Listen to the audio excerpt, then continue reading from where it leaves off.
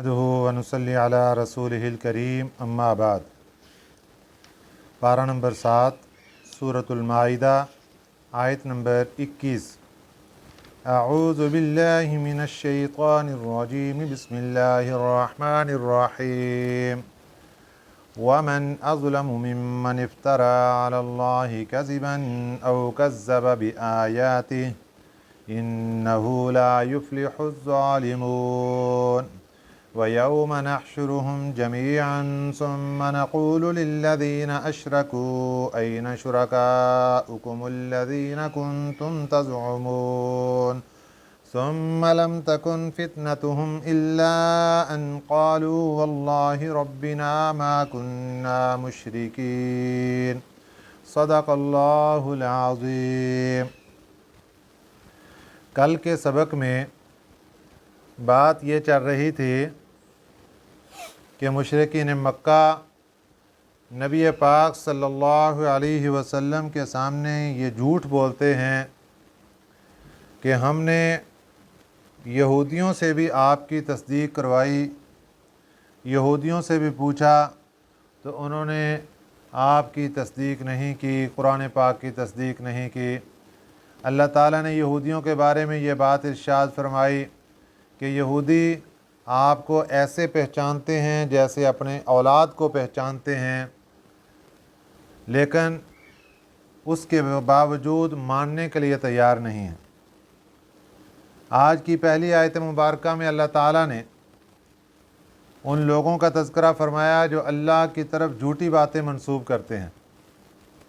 वमन अज़लमु मिम्मन इफ्तरा अलल्लाहि कज़िबन, कौन बड़ा ज़ालिम होगा उस बंदे से इफ्तरा अलल्लाहि कज़िबा, जिसने बहतान बांधा अल्लाह पर झूठ कर,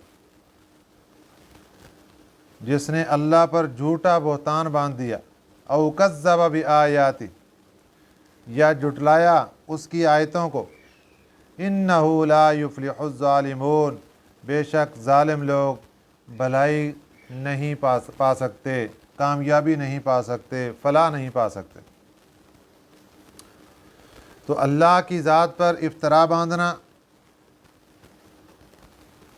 झूठी बातें मंसूब करना, या इसी तरह अल्लाह ताला की आयतों को जुटलाना, दुनिया के अंदर इससे बड़ा ज़ालिम और कोई नहीं।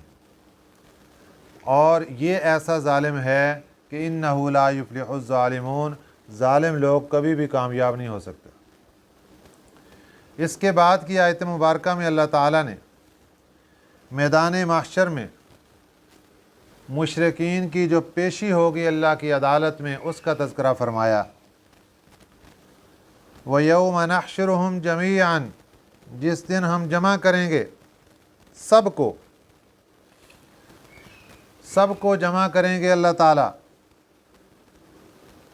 जो अल्लाह को मानने वाले वो भी मैदान महशर में जमा होंगे, ना मानने वाले भी जमा होंगे। जब मुशरिकीन अल्लाह की अदालत में पेश होंगे तो अल्लाह फरमाते हैं सुम्मा फिर नक़ूलु, हम कहेंगे लिल्लज़ीना अशरकू, उन लोगों से जिन्होंने शरीक ठहराया था। यहाँ पर ये बात क्या याद रखें कि वयौम नहशुरुहुम जमीआ, पहला काम तो ये होगा कि हशर के मैदान में सबको जमा करना। इस जमा करने के बाद वयौम नहशुरुहुम जमीआ, पहली बात मुकम्मल हो गई। इसके बाद अल्लाह ताला ने सुम्मा का लफ्ज़ इख्तियार फरमाया, और सुम्मा आता है तराखी के लिए, कि इस पहली बात में और दूसरी बात में कुछ ताख़ीर है, मुद्दत है दरमियान में। ये कितनी मुद्दत है, इसके बारे में मुफस्सिरीन इकराम फरमाते हैं कि बड़ी लंबी मुद्दत है। 1000 साल तक हशर के मैदान में अंधेरा ही अंधेरा होगा। बाज़ मकामात पर अल्लाह ताला फरमाते हैं कि हशर का दिन 50,000 साल का होगा। बाज़ जगह फरमाया कि 1000 साल का होगा। ये फ़र्क इसलिए है कि हर इंसान को अपने आमाल के मुताबिक वो दिन लंबा नज़र आएगा। जैसे किसी के ख़तरनाक आमाल होंगे उसको वो दिन उतना लंबा नज़र आएगा, اور جس کے اعمال کم خطرے والے ہوں گے اس کو وہ دن اس سے کم نظر آئے گا، چھوٹا نظر آئے گا۔ تو حشر کے میدان میں 1000 سال تک اندھیرا ہی اندھیرا ہوگا، کوئی روشنی نہیں، کچھ نظر نہیں آ رہا۔ وہاں پر حساب و کتاب شروع نہیں ہو رہا ہوگا۔ پھر ہمارے نبی صلی اللہ علیہ وسلم اللہ کے دربار میں سفارش فرمائیں گے، اللہ آپ کی سفارش کو قبول فرما کر حساب و کتاب کا عمل شروع فرمائیں گے۔ حساب و کتاب کا جب عمل شروع ہو جائے گا تو پھر اس کے بعد جب مشرکین اللہ کی عدالت میں پیش کیے جائیں گے تو وہاں پر یہ بات ہوگی، ثم پھر نقول ہم کہیں گے للذین اشرکوا، ان مشرکین سے، ان لوگوں سے جنہوں نے شریک ٹھہرایا تھا، این شرکاؤکم، تمہارے شرکا کہاں ہیں، جن کو میرے مقابلے کے اندر ساجی بناتے تھے، شریک بتاتے تھے، وہ کہاں ہیں؟ الذین کنتم تزعمون، جن کے بارے میں تم گمان کیا کرتے تھے، دعوے کیا کرتے تھے کہ یہ ہمیں قیامت کے دن چھڑا لیں گے، یہ قیامت کے دن آسانیاں پیدا کریں گے، یہ قیامت کے دن اللہ کے قریب کر دیں گے، اللہ کی رحمت کا ذریعہ بن جائیں گے، وہ شریک کہاں ہیں آج؟ یہاں یہ بات یاد رکھیں کہ جو شریک ہوں گے وہ بھی اور جنہوں نے شرک کیا ہوگا وہ بھی، دونوں ہی حشر کے میدان میں جمع ہوں گے۔ لیکن یہ جو اللہ تعالیٰ سوال کر رہے ہیں کہ وہ کہاں ہیں، تو اس کے پوچھنے کا مقصد یہ ہے کہ ان کی سفارش کہاں ہے؟ جو تم نے گمان کر رکھا تھا کہ ہماری سفارشیں کر دیں گے، ہمیں بچا لیں گے، کہاں ہے ان کا بچانا آج؟ اللہ تعالیٰ یہ جن جھوٹوں کی عبادت ہو رہی ہے، بتوں کی، ان کو مشرکین کے ساتھ ہی جہنم کے اندر ڈالیں گے تاکہ ان کو احساس ہو کہ جن کے اوپر ہم ساری زندگی بھروسہ کرتے رہے یہ بھی ہمارے ساتھ جہنم کے اندر آ گئے۔ ثم لم تکن فتنتہم، پھر نہیں رہے گا فتنتہم، ان کا کوئی جواب۔ فتنتہم کا ایک معنی ہے آزمائش، فتنتہم کا ایک معنی ہے فریب، فتنتہم کا ایک معنی ہے جواب۔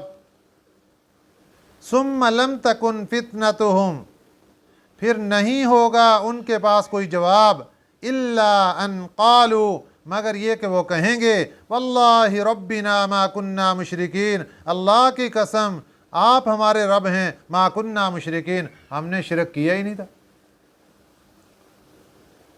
اللہ کی عدالت میں کھڑے ہو کر جھوٹ بول دیں گے، حالانکہ اللہ تو قادر مطلق ہے، اللہ کے سامنے کسی کی جرت نہیں ہے۔ بعض مقامات پر آتا ہے کہ اللہ کی عدالت میں بندہ جھوٹ بول نہیں سکے گا، تو یہ مختلف سیکشن ہوں گے وہاں پیشی کے۔ تو جو پہلا مقام ہوگا وہاں اللہ تعالیٰ اختیار دیں گے ابتدا میں کہ دنیا کے اندر جیسے یہ بندہ اپنی زبان چلاتا تھا، جو زبان پر آتا بول دیتا تھا، آج اس کو اختیار ہے جو مرضی بول دے۔ تو یہ کہیں گے ہم نے تو شرک کیا ہی نہیں۔ دوسرا جواب اس کا یہ ہے کہ اس وقت پریشانی کے عالم میں ان کا دماغ اور عقل ختم ہو جائے گی اور ان کو کوئی پتہ نہیں چلے گا ہم زبان سے کیا کہہ رہے ہیں۔ اس وقت یہ اللہ کے دربار میں کہیں گے کہ واللہ ربنا ما کننا مشرکین، اللہ کی قسم آپ ہمارے رب ہیں، جو ہمارے رب ہو، ما کننا مشرکین، ہم نے تو شرک نہیں کیا۔ انظر کیف کذبوا علی انفسہم، اللہ تعالیٰ اپنے نبی کو فرما رہے ہیں ذرا دیکھو قیامت کا منظر، انظر دیکھو کیف کذبوا، کیسے جھوٹ بولا انہوں نے، علی انفسہم، اپنی ذات پر، وضل عنہم، اور گم ہو گئے ان سے، ما کانوا یفترون، جس کی یہ باتیں بنایا کرتے تھے، جن کے افتراء کرتے تھے اور ان کے بارے میں طرح طرح کے خیالات پکاتے تھے، آج وہ بھی ان سے گم ہو گئے، وہ بھی سفارش کرتے ہوئے نظر نہیں آتے، وہ مقابلے کے اندر نظر نہیں آ رہے۔ تو ایک تو اپنی زبان سے جھوٹ بولا اور اس جھوٹ بولنے کے ساتھ ساتھ وہ جو سفارشی بنائے تھے دنیا کے اندر وہ بھی گم ہو گئے، دور ہو گئے ان سے، اب ان کی کوئی مدد، کوئی کچھ نہیں ہوگا۔ مشرکین مکہ میں سے کچھ لوگ ایسے تھے کہ جب وہ آپ کی مجلس میں آتے بڑے کان لگا کر بات سنتے تھے کہ بڑی غور سے سن رہے ہیں، ابھی ایمان لے آئیں گے سن کے یہ۔ وَمِنْهُمْ مَنْ يَسْتَمِعُ إِلَيْكَ، اور بعضے ان میں سے وہ تھے يَسْتَمِعُ إِلَيْكَ جو کان لگائے رہتے تھے آپ کی طرف، بڑی توجہ کے ساتھ آپ کی بات سنتے تھے۔ وَجَعَلْنَا عَلَىٰ قُلُوبِهِمْ أَكِنَّةً، اور ہم نے ڈال دیا تھا ان کے دلوں پر پردہ، أَن يَفْقَهُوهُ تاکہ وہ سمجھ نہ سکیں، نہ سمجھیں اس بات کو۔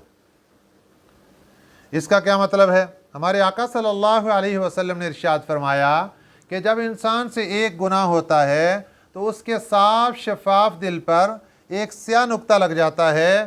اگر انسان توبہ کر لیتا ہے تو وہ سیاہ نقطہ ختم ہو جاتا ہے، اگر توبہ نہیں کرتا تو وہ سیاہ نقطہ پھیلتا رہتا ہے۔ اتنے میں وہ اور کوئی گناہ کرتا ہے، اس کے دل پر ایک اور سیاہ نقطہ لگ جاتا ہے، یہاں تک کہ وہ سیاہی پھیلتی پھیلتی پھر اور گناہ کیا، پھر پھیلی، پھر اور گناہ کیا، پھر پھیلی، پھیلتے پھیلتے پورے دل کو یہ سیاہی اپنی لپیٹ میں لے لیتی ہے، اور یہی وہ پردہ ہے جس کے بعد نیکی کی توفیق اس سے چھننا شروع ہو جاتی ہے اور وہ گناہوں کے قریب ہوتا چلا جاتا ہے، گناہ کرنے میں اس کو مزہ آنا شروع ہو جاتا ہے، نیکی سے بددل ہو جاتا ہے اور نیکی کرنے کو جی نہیں چاہتا پھر اس کو۔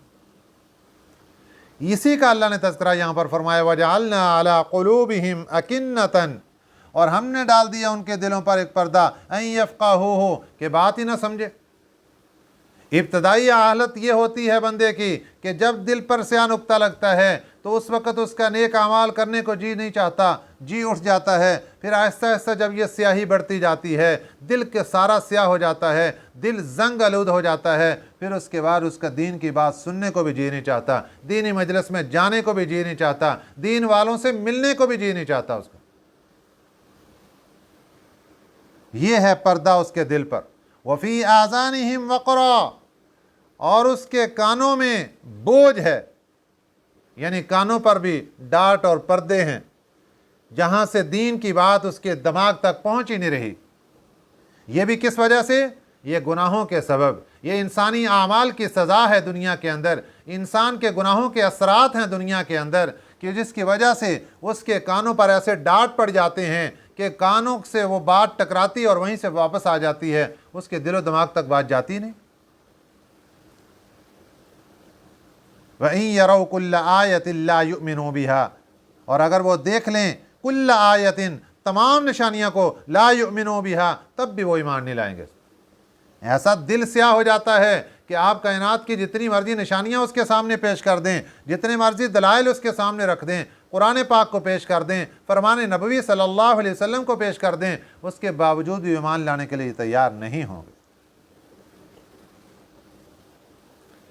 حَتَّى إِذَا جَاءُوكَ، یہاں تک کہ جب یہ آتے ہیں آپ کے پاس، یُجَادِلُونَكَ تو یہ جھگڑا کرتے ہیں آپ سے جھگڑتے ہیں، آپ سے جھگڑا کرتے ہیں۔ کس بات میں جھگڑا کرتے ہیں؟ اس بات میں جھگڑا ہوتا ہے نبی پاک صلی اللہ علیہ وسلم سے دین کے پھیلانے میں۔ آپ صلی اللہ علیہ وسلم کے سامنے آ کر جھگڑا کرتے ہیں۔ آپ صلی اللہ علیہ وسلم کہتے ہیں قرآن پاک صحیح ہے، اللہ کا کلام، وہ کہتے ہیں نہیں ہم نہیں مانتے اس کو۔ یہ جھگڑالو قوم۔ حَتَّى إِذَا جَاءُوكَ، یہاں تک کہ جب یہ آ جاتے ہیں آپ کے پاس، یُجَادِلُونَكَ یہ جھگڑا کرتے ہیں آپ سے، يَقُولُ الَّذِينَ كَفَرُوا کہتے ہیں وہ کافر لوگ، إِنْ هَذَا إِلَّا أَسَاطِيرُ الْأَوَّلِينَ نہیں ہے یہ مگر پہلے لوگوں کی قصے کہانیاں ہیں۔ مکہ مکرمہ میں ایک مشرک سردار تھا، وہ لوگوں کو کہا کرتا تھا اور آپ صلی اللہ علیہ وسلم کے سامنے آ کر بھی کہ آپ بھی قرآن پاک کے ذریعے قوم عاد کا قصہ سناتے ہیں، قوم سمود کا قصہ سناتے ہیں، میں بھی سنا دیتا ہوں۔ یہ جھگڑا تھا ان کا۔ یقول الذین کفروا کہتے ہیں وہ کافر لوگ، ان ھذا الا اساطیر الاولین نہیں ہے یہ مگر پہلے لوگوں کی کہانیاں ہیں۔ تو اس طریقے سے یہ لوگ نبی پاک صلی اللہ علیہ وسلم کے خود بھی قریب نہیں آتے تھے اور دوسرا کوئی قریب آتا تو اس کو بھی آنے سے روکتے تھے. وَهُمْ يَنْهَوْنَ عَنْهُ وَهُمْ يَنْهَوْنَ عَنْهُ اور وہ لوگ روکتے ہیں اس سے. انہو کی ہو ضمیر کا مرجع قرآن پاک، قرآن پاک سے لوگوں کو روکتے ہیں. دوسری تفسیر انہو کی ہو ضمیر کا مرجع نبی پاک صلی اللہ علیہ وسلم، وہ نبی پاک صلی اللہ علیہ وسلم کے پاس آنے سے روکتے ہیں. وَيَنْأَوْنَ عَنْهُ اور خود بھی بھاگتے ہیں اس سے، خود بھی قرآن پاک سے بھاگتے ہیں اور نبی پاک صلی اللہ علیہ وسلم سے بھی بھاگتے ہیں. ایک تفسیر تو یہ ہے. دوسری تفسیر یہ ہے، مفسرین اکرام نے ایک تفسیر اس کی یہ لکھی ہے کہ وَيَنْهَوْنَ عَنْهُ وَيَنْأَوْنَ عَنْهُ یہ آیت مبارکہ حضرت ابو طالب کے بارے میں ہے، نبی پاک صلی اللہ علیہ وسلم کے چچا حضرت علی المرتضیٰ رضی اللہ تعالیٰ عنہ کے والد گرامی، جنہوں نے نبی پاک صلی اللہ علیہ وسلم کی پرورش کی. جب آپ صلی اللہ علیہ وسلم کی عمر مبارک 8 سال تھی اور آپ کے دادا جان خواجہ عبد المطلب کا انتقال ہو گیا تو آپ اپنے چچا جان خواجہ ابو طالب کی پرورش میں آ گئے اور انہوں نے آپ کی پرورش کی اور ہر طرح سے آپ کو تکلیف سے سنبھالا، پریشان نہیں ہونے دیا. جب کافروں کی طرف سے کبھی کوئی تکلیف آتی وَهُمْ يَنْهَوْنَ عَنْهُ وہ کافروں کی تکلیف کو روکتے تھے ان سے. یہ ایک تفسیر علماء نے یہ بھی کی ہے. کافروں کی طرف سے کبھی کوئی تکلیف کا سامنا ہوتا تو وَهُمْ يَنْهَوْنَ عَنْهُ وہ روکتے تھے ان سے تکلیف کو. وَيَنْأَوْنَ عَنْهُ لیکن خود بھاگتے تھے ان سے، یعنی ان کی دینی بات کو قبول کرنے کے لیے تیار نہیں تھے. کلمہ نہیں پڑھا، کفر کی حالت میں دنیا سے چلے گئے. اور ایک تفسیر یہ ہے کہ وَهُمْ يَنْهَوْنَ عَنْهُ مکے کے مشرکین باہر کے لوگوں کو میرے آقا صلی اللہ علیہ وسلم کے پاس آنے سے روکا کرتے تھے. ان کو خطرہ یہ لاحق تھا کہ اگر یہ لوگ نبی پاک صلی اللہ علیہ وسلم کی خدمت میں آ گئے تو اسلام قبول کر لیں گے.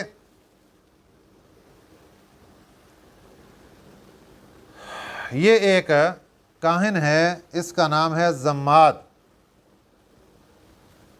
یہ دم کیا کرتا تھا. یہ مکہ مکرمہ آیا، مشرکین مکہ نے اس کو کہا کہ بھائی یہاں پر ہمارے پاس ایک آدمی ہے، آپ نے اس کے پاس نہیں جانا. بہت ڈرایا دھمکایا، ادھر کی باتیں ادھر کر ادھر کر ادھر کر. تو زماد کہنے لگا کہ میں نے اپنے دل میں سوچا کہ میں تو بہت بڑا علم رکھتا ہوں، میرے پاس فن ہے، دم کرتا ہوں، کوئی بھی کسی قسم کی بھی بیماری ہو میں دم کرتا ہوں، اللہ شفا دیتا ہے. تو میں خود جاتا ہوں، جو مسئلہ ہوگا میں خود نمٹ لوں گا، ان کی باتوں میں کیا آنا ہے. زماد چلتا ہوا میرے آقا صلی اللہ علیہ وسلم کے دربار اقدس میں پہنچا. اب باتیں ہو رہی ہیں، آپ بیمار ہیں تو میں دم کر دیتا ہوں، یہ کوئی مسئلہ ہے تو بتائیں. نبی پاک صلی اللہ علیہ وسلم نے ساری باتیں اس کی سننے کے بعد فرمایا زماد اب تو نے باتیں کر لیں، اب میں شروع کرتا ہوں. میرے آقا صلی اللہ علیہ وسلم نے خطبہ پڑھنا شروع کیا. جب خطبہ مکمل ہونے کے بعد اما بعد یہاں پر پہنچے، زماد نے ہاتھ جوڑ دیے. اس نے کہا حضور آگے نہیں کچھ پڑھنا، آپ نے خطبے کے اندر ہی میرے دل کو دھو کے رکھ دیا ہے. ہاتھ آگے بڑھایا اور عرض کیا حضور مجھے کلمہ طیبہ پڑھا کر اسلام میں داخل فرما لیجیے. یہ تھا وَهُمْ يَنْهَوْنَ عَنْهُ. یہ مشرکین مکہ روکا کرتے تھے اور کبھی روکنے کے اندر بڑی بڑی جو رشوت وہ بھی دیا کرتے تھے. یہ ایک آدمی ہے، اس کا نام ہے اعشا. یہ بہت بڑا شاعر تھا اور اس کی شاعری کو اتنا مانا جاتا تھا عرب کے ہاں کہ جب کسی کی یہ اپنی شاعری کے اندر تعریف کر دیتا تو دنیا اس کی لٹو ہو جاتی تھی جس کی یہ تعریف کرتا، کہ عاشا شاعر نے بھی اس کی تعریف کر دی اپنے شعر کے اندر۔ عجیب واقعہ ہوا کہ ایک مرتبہ مکہ مکرمہ کے عکاظ بازار میں عاشا شاعر آیا، اور وہاں ایک آدمی تھا، اس کی بچیاں جوان تھیں، رشتہ نہیں کوئی آ رہا تھا، جس سے بھی رشتہ کی بات کرتا وہ ذرا مالی لحاظ سے کمزور تھا بندہ، وہ اس کو رشتے کا جواب ہو جاتا، رشتے کوئی نہیں لیتا تھا۔ ایک بندے نے اس باپ کو کہا کہ بھئی میں آپ کو ایک نسخہ بتاتا ہوں، آپ اس پر عمل کریں، آپ کا رشتہ بڑی جلدی ہو جائے گا بچیوں کا۔ بتاؤ، کہ ایسے کرو، عاشا آج کل مکے آیا ہوا ہے، اس کی دعوت کر دو اور یہ خوش ہو کر آپ کے بارے میں شعر کہہ دے گا، جب آپ کی تعریف کرے گا یہ شعروں کے اندر تو دنیا خود آپ کے رشتے مانگنے کے لیے آ جائے گی۔ اس نے ایک اونٹ خریدا اور ذبح کر کے دعوت کا اعلان کر دیا اور عاشا کی دعوت کر دی۔ عاشا شاعر آ گیا اور اس نے آ کر اشعار کہے دعوت کھانے کے بعد، اور اس کے اندر اس کی تعریف کر دی۔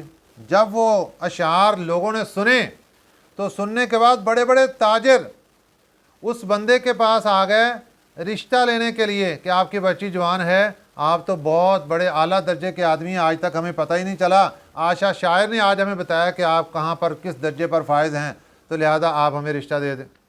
بڑے بڑے رشتے آ گئے جلدی جلدی۔ یہ پاور تھی عاشا شاعر کی۔ یہ مکہ مکرمہ آ گیا۔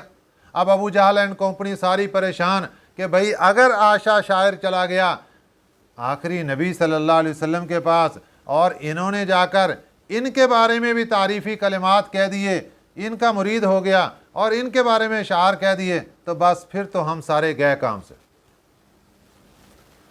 اب پیشکش ہو رہی ہے، 100 اونٹ مکے والوں نے سامان کے لدے ہوئے عاشا شاعر کو رشوت کے طور پر دیے کہ یہ رشوت قبول کرو اور اس کا بدل یہ ہے کہ آپ نے ان کے پاس نہیں جانا، بس باقی جہاں مرضی جاتے رہو۔ اتنا ان کو خطرہ رہتا تھا ہر وقت، اس لیے اللہ نے فرمایا وَهُمْ يَنْهَوْنَ عَنْهُ، یہ لوگوں کو روکتے ہیں ان کے پاس جانے سے، وَيَنْأَوْنَ عَنْهُ، اور خود بھی بھاگتے ہیں اسے، وَإِنْ يُهْلِكُونَ إِلَّا أَنفُسَهُمْ، یہ سارا کام کر کے یہ نہیں ہلاکت میں ڈال رہے مگر اپنے آپ کو، وَمَا يَشْعُرُونَ، ان کو پتہ ہی نہیں۔ یہ سارا نقصان کس کا کر رہے ہیں؟ اپنا نقصان کر رہے ہیں، لیکن ان کو پتہ ہی نہیں۔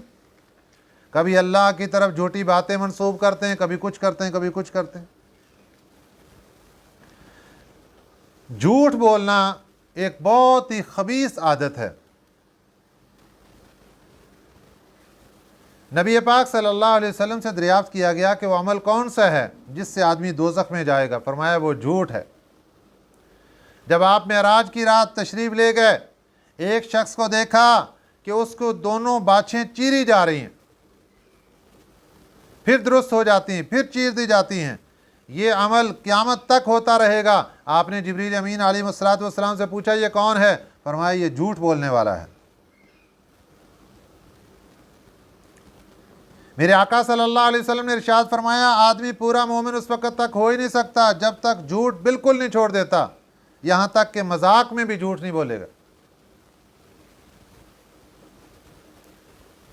ایک موقع پر میرے آقا صلی اللہ علیہ وسلم نے ارشاد فرمایا مسلمان کی طبیعت میں اور بری خصلتیں تو ہو سکتی ہیں مگر خیانت نہیں ہو سکتی اور جھوٹ نہیں ہو سکتا۔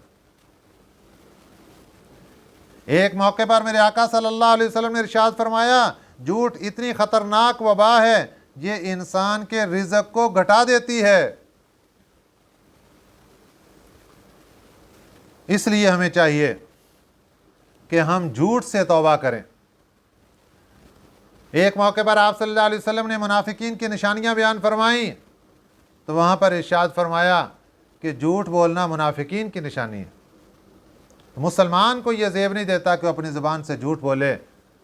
ایک جھوٹ بولنے کے بعد اس کو پکا کرنے کے لیے 100 جھوٹ بولنے پڑتے ہیں، لیکن سارے ہوا کے اندر ہوتے ہیں۔ اللہ تعالی ہمیں صحیح سمجھ نصیب فرمائے۔ آمین۔ وما علینا الا البلاغ المبین۔